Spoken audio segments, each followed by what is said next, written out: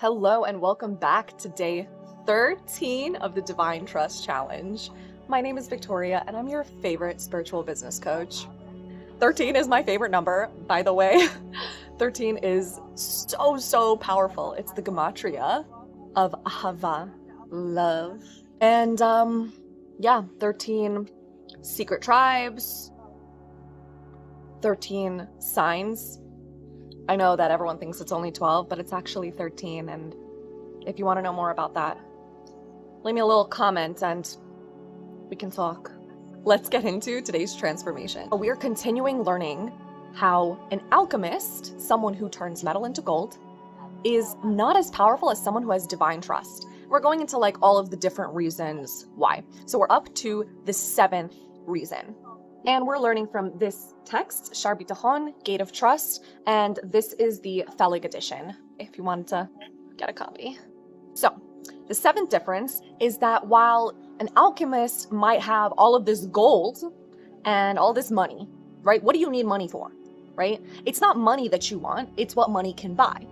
So an alchemist is able to create all this money, but for what? Okay, you would need it for your basic needs, right? For food. Well, what if you're in a city that food is not accessible? What if there's a famine, God forbid, right? Like, what if now your gold is freaking useless? It's invaluable, right?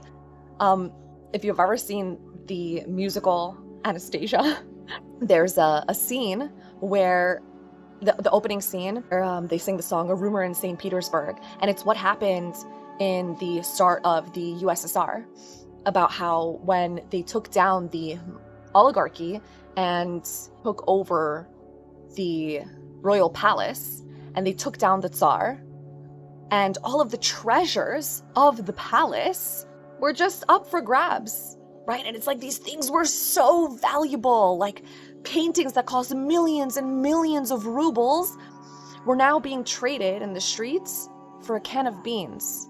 This wealth that people had in their possession didn't mean anything in terms of guaranteeing their sustenance, because there wasn't even food available for purchase. So if that's what you're depending on for your sustenance, you're kind of out of luck if that's your situation, versus if you're depending on God.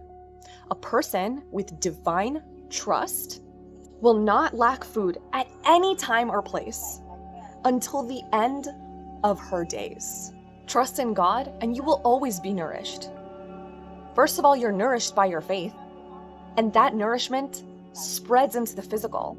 It spreads into your nourishment through food, your nourishment through family, through love, through friendship.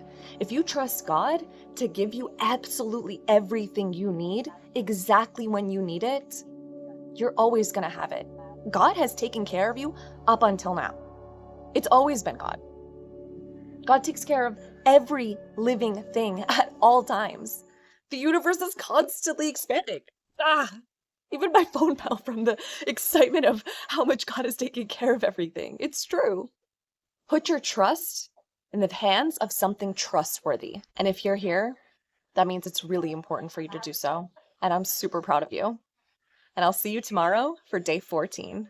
Mwah.